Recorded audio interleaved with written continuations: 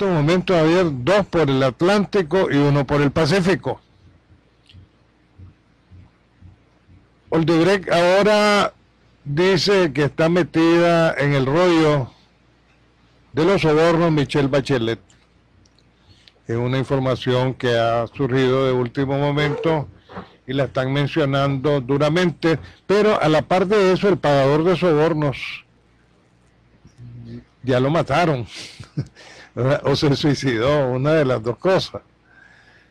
Por otro lado, los de la alianza anuncian que van a hacer una manifestación el sábado.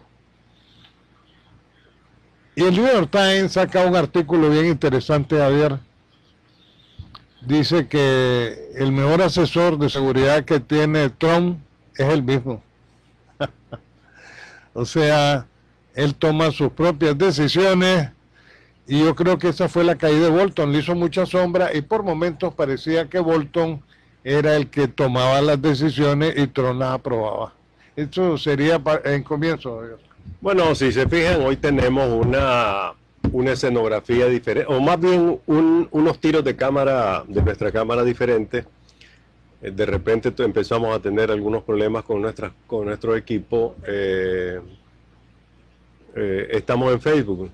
Sí, estamos en Facebook, estamos en YouTube también. Así es, Werner. Y YouTube ya va a entrar. No, estamos en los dos.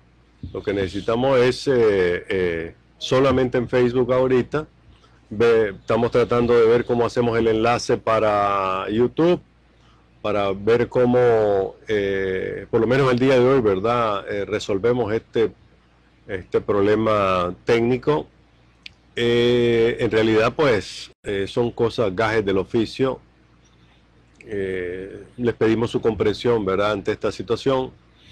Pero bueno, ya arrancamos, Alan, y básicamente lo que tenemos es que al día de hoy, Alan,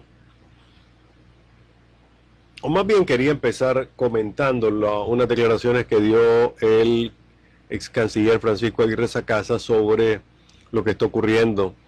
Y porque me parece, yo coincido con él, con lo que ha dicho el día de hoy, ya les explico lo que afirmó, debido a dos cosas. Uno, él sostiene de que Daniel Ortega se está manejando sobre dos variables.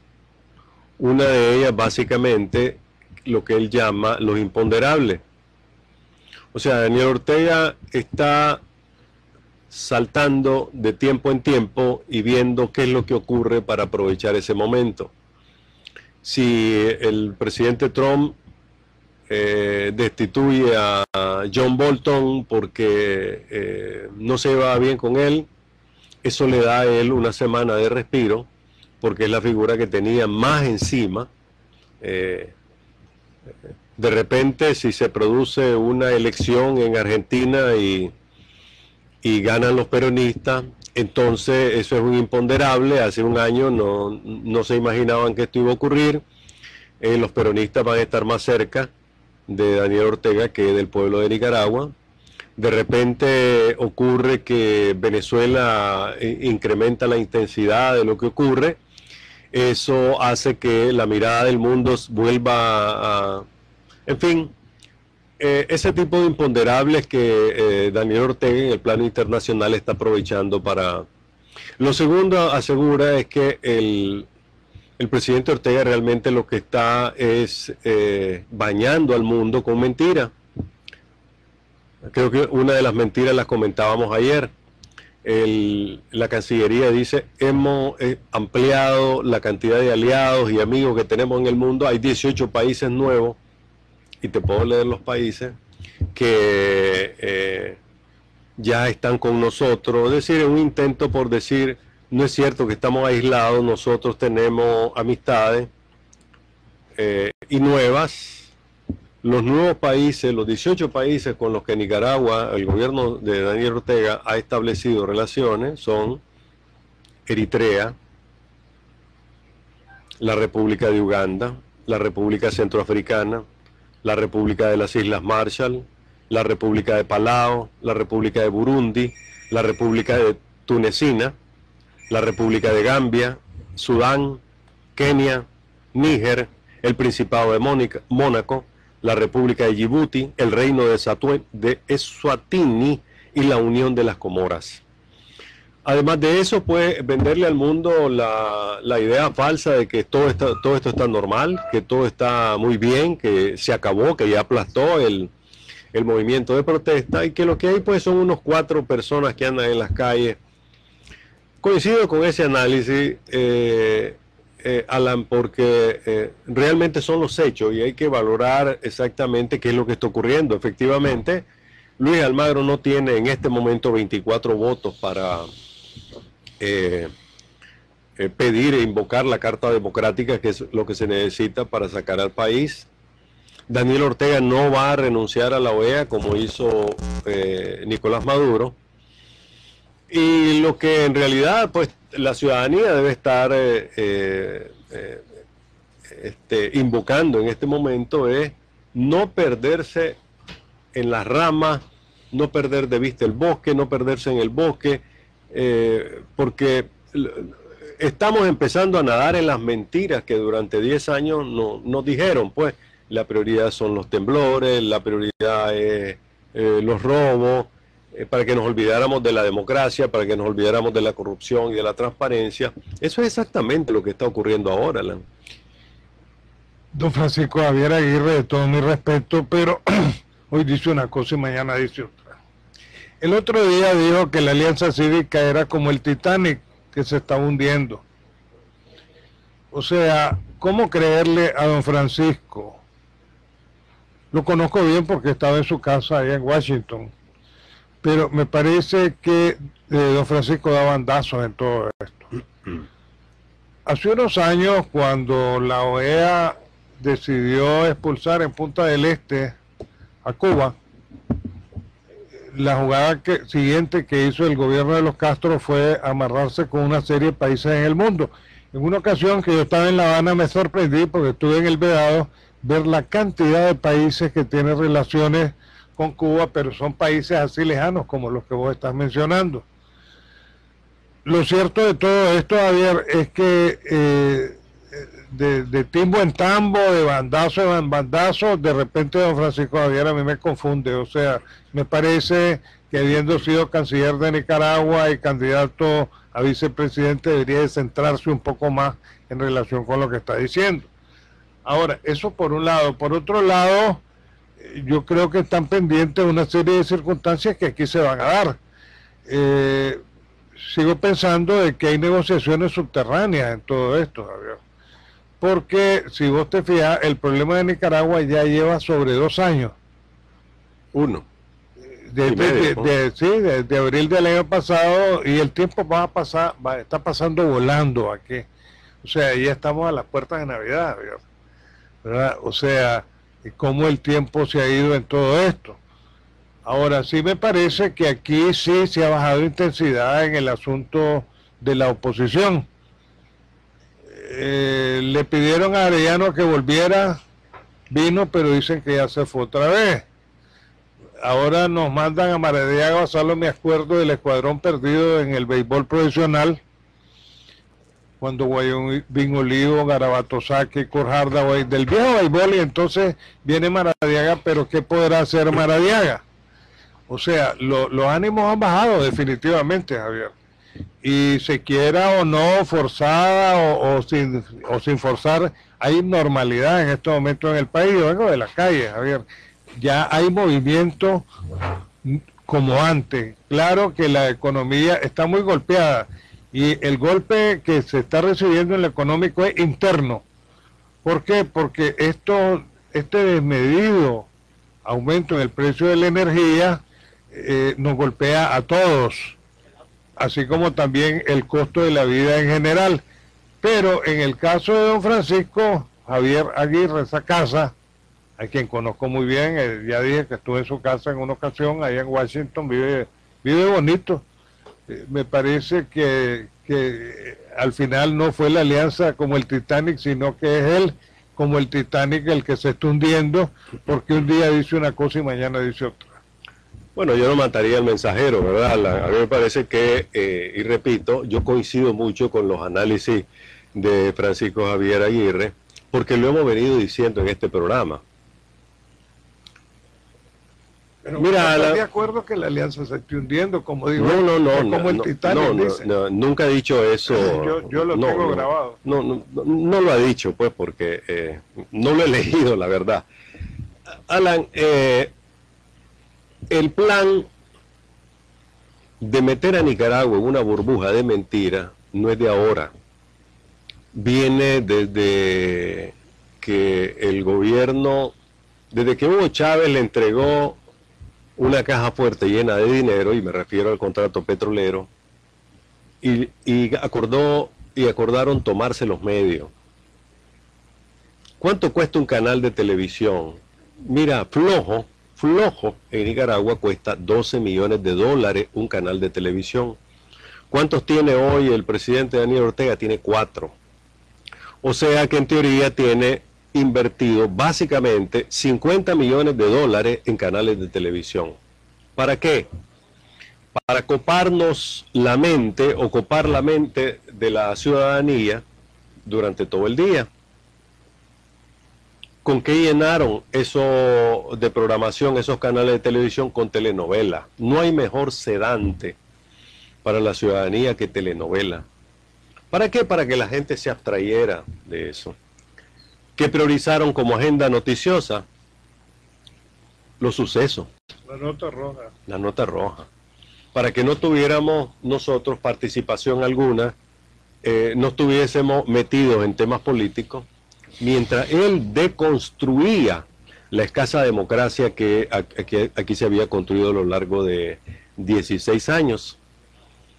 ¿Para qué utilizaron todos sus canales de televisión, Alan? Para meternos en una burbuja en la cual todos los días la gente estaba o viendo telenovela o viendo un presidente que no ha dado una sola conferencia de prensa a periodistas de Nicaragua durante 12 años.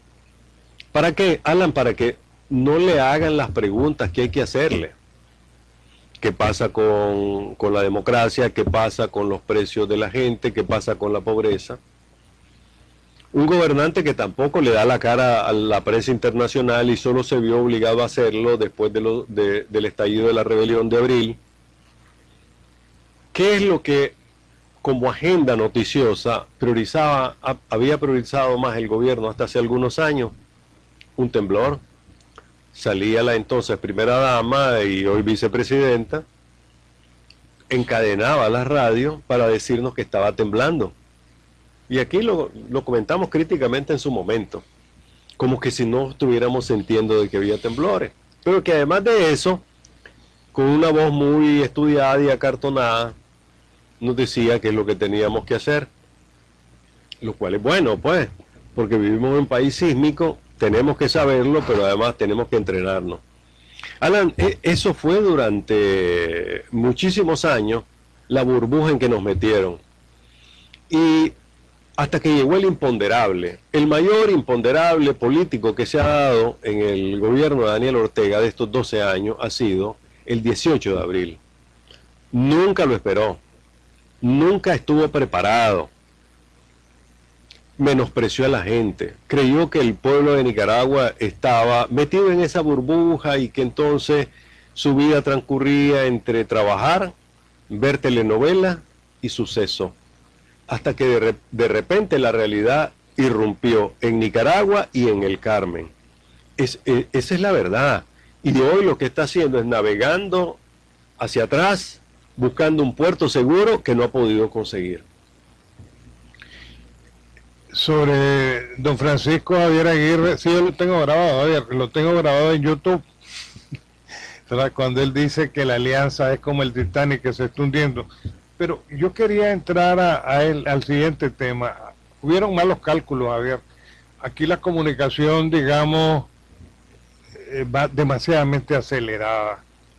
Un teléfono de 2 o 3 años atrás ya es un teléfono obsoleto. De acuerdo. ¿Verdad? Entonces la gente está esperando a ver qué es lo nuevo que sale, aunque se estima de que en el asunto de los celulares son muy pocos cambios en los últimos 3 años. Habría que ver cuáles son los nuevos inventos. Entre otros dicen que nos van a meter un chip en el cerebro y sencillamente desde ahí vamos a manejar el celular. No estamos largos de eso. ¿Verdad? Sí, hicieron malos cálculos con esto de los medios de comunicación. Uno de los grandes errores que el gobierno ha cometido es distanciarse de los medios. ¿Qué es lo que pasa? En cualquier gobierno, en cualquier parte del mundo, si un canal se oficializa, como le ha pasado a Fox en los Estados Unidos, con Trump, la gente se aleja. La gente espera, sí, digamos, información que se le llama independiente, aunque ahora la independencia es muy discutida. Pues independencia es estar hablando mal del gobierno y de lo que hace, a eso le llaman independiente. Pero vamos al tema. Compraron esos canales de televisión, pero se equivocaron porque no pusieron personas pensantes. Buenas programaciones, definitivamente. Cuidado con lo que decís, que son los hijos los que manejan los canales. Hicieron buena programación para los jóvenes, pero tuvieron que recurrir posteriormente a Pastrán y a Pastora para poder tener pensantes, digamos, que hablaran de política en el tema. Y entonces, de repente saltó el asunto político en Nicaragua. El otro día yo decía que Miguelito Mora, con su canal, que es el más sencillo de todos, y con comentaristas pues que dejan mucho que desear, se fue arriba en la crisis política que tenía el país, sencillamente porque en el sector gobierno no había. Se ha marginado, digamos, a gente inteligente que ellos tienen, como el mismo Chele Gripe. El Chele Gripe debía de estar mejor en un canal de esos oficiales. Sin embargo, se le ha hecho a un lado. Yo sé muy bien... Es lo mejor que tienen. Es lo mejor que tienen, las dificultades que el Chele tiene en estos momentos para mantener su radio como la tenemos todos. La misma corporación está en crisis, ¿verdad? A pesar que tiene un apoyo que nosotros no tenemos ni tiene el Chele Gripe. Entonces, sí me parece que debían de aproximarse un poco más a los medios. Ningún medio oficial, Javier, por muy buena programación que han hecho los muchachos, pero insisto, pero le faltaba, digamos, la tónica periodística. El Canal 8, por ejemplo, en su momento, cuando era de Carlos Briceño, tenía a Carlos Briceño, que era un tronco de comentarista. Y Carlos Briceño, con su comentario y su noticierito, lo levantó, ¿verdad? Entonces, ha hecho falta eso. Gente pensante, digamos, que divulgue el pensamiento del gobierno y que esté al lado de ellos. No los tienen. Por eso decía, Miguel se le fue arriba con unos comentaristas que, bueno, cada quien tiene sus puntos de vista y los analiza como podemos analizarlo vos y yo. No basta con una buena programación, Javier. Hace falta la opinión, y la opinión quienes la generan son los periodistas. Perdieron de vista las redes sociales. Es cierto, en las redes sociales, como le dice el cardenal de Honduras, redes fecales, se dice mucha mentira. Confunden a la opinión pública, pero están ahí. Es una nueva forma de comunicación. En YouTube nos encontramos hoy en día un archivo que ni vos ni yo podríamos llevar de todos los programas que hemos hecho. Por eso me referí que lo que dijo Francisco Javier lo tengo grabado y lo tengo grabado en YouTube. Porque vos ahora con los televisores podés grabar, ahí lo dejé grabado. Entonces, calcularon mal en el tiempo. La programación es buena, divierte. Las telenovelas son buenas, especialmente para las mujeres o para los que le dan seguimiento. Pero falta también la opinión. Y los generadores de opinión son los periodistas. Y esto no estoy descubriendo en la abuelada. Toda la vida han sido los periodistas. Hay una película que yo les voy a recomendar, que es muy buena y está en YouTube. Es con Humphrey Bogart, en el cine negro, como le llaman ellos. Se llama Cuarto Poder. El poder del medio de comunicación sobre la opinión pública. Eso se viene a combinar con aquello que decía Rodolfo Tapia Molina: de la prensa resulta el amor y el odio, y es cierto, aunque para mañana en el noticiero de la mañana hay un reportaje de una universidad de los Estados Unidos de un estudio de cómo el odio genera cáncer, más los que están emponzoñados, pues. Entonces, les faltó eso a ellos, sí les hizo falta. Buena programación, indiscutiblemente, superior a la del Canal 10, superior a la del Canal 12, que fuera de sus noticieros no tiene nada, superior a los hermanos Suárez, a quienes yo quiero tanto, los quiero mucho. Buena, pero faltaba la participación del periodista, la participación del generador de opinión, y ahí están los resultados de ahora. O sea, bastó. Ya la conspiración estaba. ¿Cuál conspiración? La conspiración que se traían. Bastó sencillamente lo del Seguro Social, que ya ni lo mencionan, para echar a andar esta conspiración. Me diste un tema. Y lo voy a comentar rápido antes que se me olvide, porque quiero insistir en el tema de los medios de comunicación. Me parece que no puede ser, que tiene que ser un tema de la agenda, más allá de la denuncia y del respaldo al ataque que se hace contra algunos medios. Solo por aclaración, Javier, fíjate bien lo que dije, conspiración. Yo nunca he estado de acuerdo con ese concepto de golpe de Estado. Los golpes de Estado lo dan los militares. Sí, ahí no hay que enredarse. Es una conspiración bien montada, que le echaron a andar en el momento preciso porque se descuidaron. Ya me diste otro tema, pero lo voy a comentar después. Alan, está tan normal esto, que recuerdo que hace 2 años, en unas fechas como 14, 15, 16, 17, el gobierno se adelantaba a pagarle a los pensionados para que fueran a gastar. Adelantaba los pagos de los empleados públicos. Esta vez está tan normal que esos 4 días de ocio que recetó el gobierno, los pensionados no recibieron por adelantado su pensión. ¿Por qué? Porque no hay reales. Están sacando hasta el último centavo. Ojalá no salgan mañana con la torta a los pensionados de que se esperen un poquito más. Mañana es viernes. Mañana es el día en que le cae el pequeño óvulo a cada uno. Pero el tema es que no habían acostumbrado a este país a que para que hubiese fiesta, para que la gente se olvidase de los problemas políticos, que como complemento de una política oficial para meternos a la sociedad en una burbuja en la que no pensáramos, en la que creyéramos que todo estaba bonito. ¿Te acordás de la campaña, no? Todo está bonito. Bueno, para que pensaran eso, hasta se daban el lujo de adelantar salarios, de adelantar las pensiones para que la gente se fuera a la playa, pero todo eso se acabó porque nada está normal. Alan,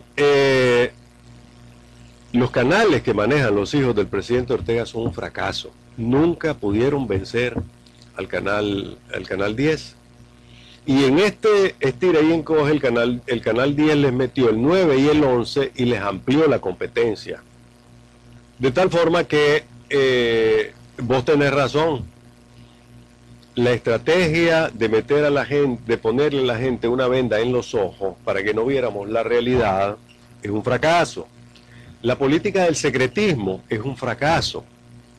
Yo veo a la policía cómo se apuró la semana pasada y sacó 3 comunicados al hilo, cosa que no habían hecho desde que la Minta Granera manejaba esa institución, digamos hasta el 2017, dando su versión, que fue un desastre también, de cómo dejaron morir agentes de la policía a una persona en Bluefield, que ya se nos estaba olvidando, ¿verdad? Después que cómo ocurrió la muerte de una persona a la que masacraron en el norte, etcétera. Lo que te quiero decir, Alan, es que esas políticas fracasaron. La inversión que hicieron es buena. ¿Por qué, Alan? Porque en primer lugar agarraron todo el pastel publicitario para ellos, no para los medios sandinistas, para ellos. Conozco realidades de medios sandinistas que han tenido que vender sillas, mesas, propiedades para poder pagar la planilla. Pero claro, en esos canales nunca faltó dinero. ¿Qué ocurrió mientras tanto, Alan? La depredación más grande de medios privados que ha habido en algún periodo político de la historia fue precisamente en los últimos 12 años. Se terminaron los noticieros privados. Hoy quedan algunos medios privados y nos deberíamos sentir privilegiados porque 60 minutos probablemente no tendría cabida en una radio sandinista, obviamente. Pero también las radios privadas que han quedado no pueden ni siquiera darse el lujo de tener noticieros privados. En la era de Daniel Ortega se acabaron los noticieros privados que fueron un boom en los años 70 y después en los años 90. Los periódicos. En la era de Daniel Ortega y Rosario Murillo se van a extinguir los periódicos como los conocemos. Me refiero a que el primero que sucumbió fue el Nuevo Diario. Tuvieron que venderlo. Tuvo que entrar un grupo financiero con ninguna experiencia en medios de comunicación y compró el Nuevo Diario para evitar que desapareciera. La prensa está a punto de terminar con el papel. Eso significa, si vieron pasar ahí uno de nuestros técnicos que anda retando ahí para resolver nuestros problemas. Entonces, no quiero alargarlo más, Alan. Este ha sido el periodo más nefasto para la comunicación en Nicaragua. ¿Y quienes tienen esos medios hoy? Están bajo el control del Frente Sandinista y de la familia presidencial. Mira, hay mucha razón en lo que estás diciendo. En los años 70 hasta el 79, el mejor radioperiodismo que había en Centroamérica era el nuestro. Sí, y nos cierto. Ponían como ejemplo, porque cada noticiero tenía su propia personalidad, y yo recuerdo a los periodistas que ocultaban las informaciones para darlas exclusivas en el noticiero. La noticia Oscar iba... Leonardo Montalbán, a propósito El hombre de la mil. el del que nos preguntó ayer, ¿verdad? Así es. A nosotros nos tocó trabajar con el hombre de la mil. Entonces, definitivamente los tiempos fueron cambiando y se fue devaluando, digamos, esta situación del medio de comunicación. Así como algunos han vendido propiedades aquí, yo he quedado en la calle para mantener la radio. Ahora, ¿cuál es el problema? Para poder hacer un medio independiente, y vos lo estás señalando ahorita, si te vas a una radio, si te vas a la corporación, tenés que ir a hablar mal del gobierno. Y si te vas a la primerísima, sencillamente el Chele, por su misma situación económica, no te iba a aguantar porque sos crítico. O sea, estás de un lado. En el caso de la radio del pensamiento, aquí acogemos a todos y que cada quien dé su punto de vista.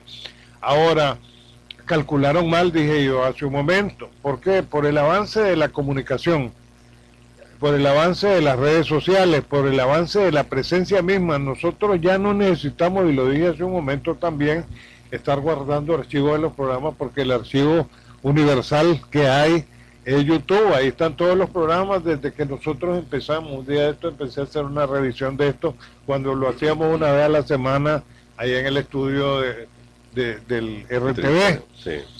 Entonces, sencillamente, yo pienso de que lo han entendido, pero un poco tarde, y han empezado a hacer una serie de programas llamativos por el lado del gobierno en relación con la posición que ellos asumieron.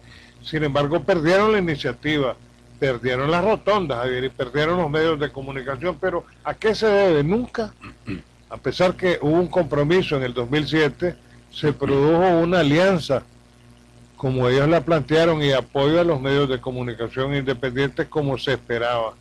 Eso le adelanta la muerte, por ejemplo, a Lugo Monterrey, que siempre fue sandinista hasta la médula de sus huesos, y era una de las voces, digamos, inteligentes dentro del sandinismo. Ahora, ¿qué pasa? Se reducen al Chele, nada más, ¿verdad? Porque, digamos, por muy elocuente que sea Moisés Pastora, Moisés Pastora no convence porque uno sabe el historial de él. Y en el caso de Pastrán, magnífico. Para mí el mejor boletín en internet que hay es el de Adolfo, pero esa es su línea, ¿verdad? Esa es su línea, elaborar boletines, digamos, como el que él hace, es tremendo boletín. A mí me encanta ese boletín, ¿verdad? Ha dejado regado a Oliver Bodán y a otros que están metidos en este medio y que no tienen la curiosidad de Pastrán, porque Oliver Bodán lo saca cuando se acuerda. Y entonces lo hizo, como que se acordó y lo volvió a hacer, y por ahí van otros medios de este tipo. El otro que había bueno era el de Roger Alonso, de Costa a Costa, pero se murió Roger. Entonces, me parece de que debe haber dentro del periodismo, digamos, posiciones diferentes de verdadero análisis. O sea, la misma circunstancia, como dice nuestro hermano Augusto Reyes, ha hecho que se pleguen de uno y otro lado y se ha perdido la objetividad y la verdad en el periodismo. ¿Por qué? Porque sencillamente, digamos, vos tenés que sostener el medio a como sea. Y para poder sostener el medio, como hizo, no sé si el Chele, a vender propiedades, pues para poder mantener la primerísima, porque esa radio, digamos, es más grande que esta, hay que reconocerlo. Pero hoy en día, y se lo decía Leobardo Rueda el otro día, me dice que quería poner un programa aquí, ¿y qué alcance tiene la radio? Parece baboso. Ahora no es asunto de alcance, es asunto de redes sociales.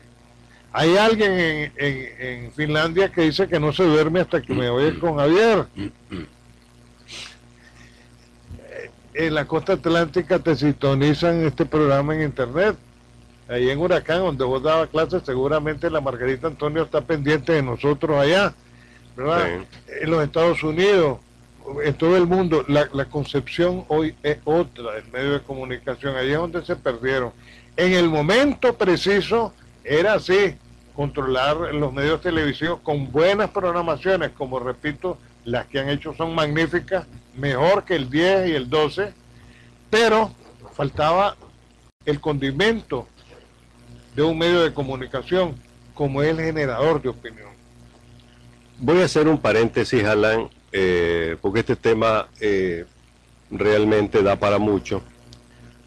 Me han preguntado 2 veces, y el último es don Jorge Cepeda: Javier, o no, vamos o no a la bajada de San Miguel en Masaya. Efectivamente, hoy es la bajada en San Miguel. Oficialmente comienzan las fiestas de Masaya. Desde mi punto de vista, uno debe cumplir su tradición, uno debe mantenerse fiel a lo que cree, y en este momento la iglesia necesita apoyo. Sí, hay que ir a la bajada y respaldar a las cofradías y respaldar a las iglesias que han decidido que este año no hay condiciones, por el luto, por el dolor de los caídos y de la represión que ha habido, para salir a hacer fiesta.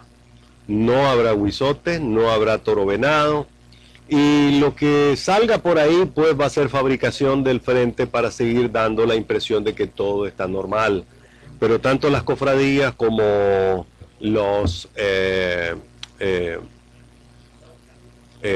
la iglesia de Masaya decidió que no puede ir por el luto. Entonces, desde mi punto de vista, hay que ir a la iglesia, compartir ese momento, cumplir con los cambios que se han hecho en la tradición, ¿verdad? Ese es el deber de un católico y alguien pues, de fe que cree que debe cumplir con su papel. Yo voy a volver al tema, Alan, de hacia dónde va Daniel Ortega, que es lo que el ex canciller Aguirre planteaba hoy. Efectivamente, Alan, ayer yo les planteaba 2 escenarios de la estrategia de Daniel Ortega, y hoy Francisco Aguirre hizo algo parecido que también yo comparto. Daniel Ortega decía, y creo que lo había comentado en algún momento también, nunca ha ganado una elección de manera transparente que no sea bajo los imponderables. ganó las elecciones de 1984 con el 76%. ¿Por qué? Porque se retiró la UNO con don Arturo Cruz, padre, el candidato, y luego él se fabricó su propia oposición. Perdió las del 90, las del 96, las del 2001. En el año 2006 los liberales se dividen y divididos sacan el 53% y eso le permite a Daniel Ortega con el 38% pasar al poder.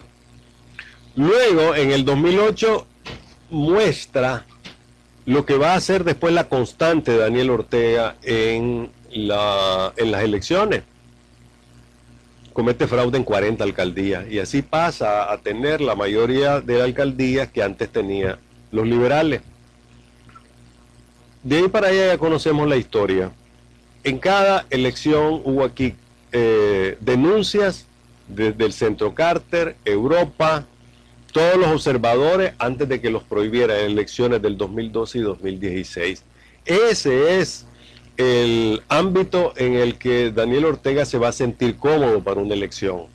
Por tanto, aquí no esperemos ni adelanto electoral, ni esperemos que va a reformar la ley electoral para darnos unas lindas elecciones, que vamos a tener unas elecciones transparentes, observadas. Nada de eso va a ocurrir, porque no es el terreno que él necesita. Y precisamente hoy está preparándose para hacer elecciones como las del 2012, las del 2016, sin observadores y sin nadie. Esa es la realidad. No esperemos elecciones bonitas, porque no las va a dar. Lo que él quiere es consolidar su poder a través del único mecanismo y método que él tiene, que es cometer fraudes en las elecciones para ganarla. Esa es quizá una de las conclusiones más importantes de esa entrevista de hoy, que comparto en muchos de los aspectos, porque en realidad a veces nos da la impresión de que los líderes de la oposición están pensando que sí van a sacar un gran rédito político y unas elecciones muy bonitas en las cuales vamos a participar en el 2021. Preparémonos para lo peor. Creo que esa es la conclusión más importante a hoy. Mira, o sea, vivimos en un mundo evolutivo y cambiante, Javier. Yo creo que no hay que ser pesimista. Dentro de ese mundo evolutivo y cambiante, aquí hay una correlación de fuerzas, he insistido en eso. Aquí nadie las tiene todas consigo. Hay que consultarle a la gente, pero antes de irnos, Javier, porque el tiempo nos amerita, ¿cómo están las grandes ligas? Vos que le das seguimiento. Ahora sí me sacaste de partido, porque efectivamente yo estoy listo. Nosotros los Yankees de Nueva York, ¿verdad? Tiene el mejor récord de la Grandes Ligas hoy. Me da miedo el bullpen, ¿verdad? Los Dodgers de Los Ángeles también tienen el mejor récord. Yo creo que esa batalla de los Yankees contra los Astros de Houston, porque ese va a ser su competidor en la americana, va a echar chispa. ¿Sobre los Dodgers? No, sobre los Yankees, va a echar chispa. Y después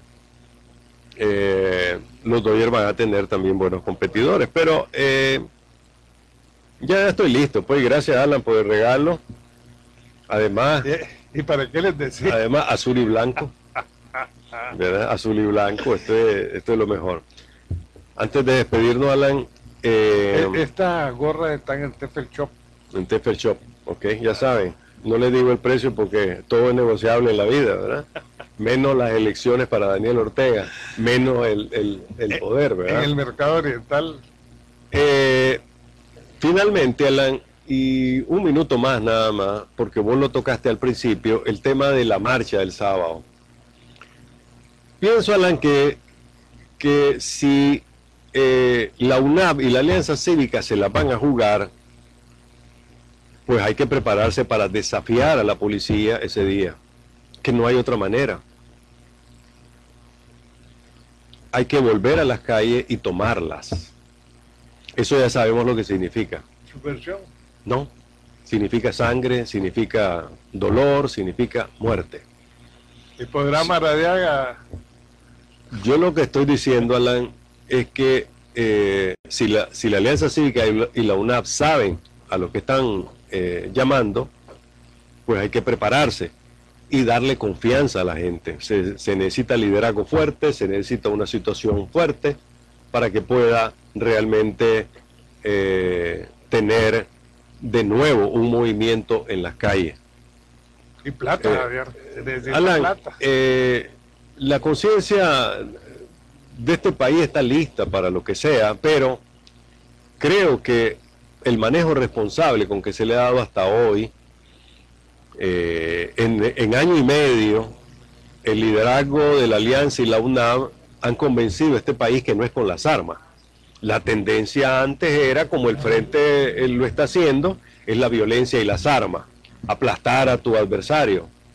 Pues han convencido a este país de que no. Segundo, que las vías cívicas son lo más importante. Y que tercero, esperemos las elecciones.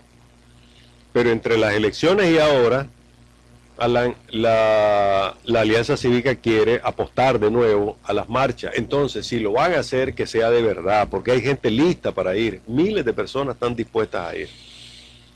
Pero tiene que ser organizada de tal manera que se ahorre sangre, que se ahorre dolor. El gobierno está dispuesto a derramar la sangre, no le importa, lo hizo el año pasado. Los nicaragüenses tampoco quieren ser mártires, quieren seguir poniendo mártires. Por eso, yo les digo a estos muchachos que están convocando, tienen que organizarlo bien. La gente está dispuesta a ir, está dispuesta al sacrificio inclusive, pero tiene que ser de una manera inteligente. Ir a entregarse como ovejas frente a una guardia pretoriana que tiene la orden de aplastar lo que sea, pues no es muy inteligente. Pero sí, hay que ser superior en estas cosas. Y si se va a marchar, que sea de verdad, porque vamos a ir a acompañarlo con mi gorra de los Yankees. Hasta mañana.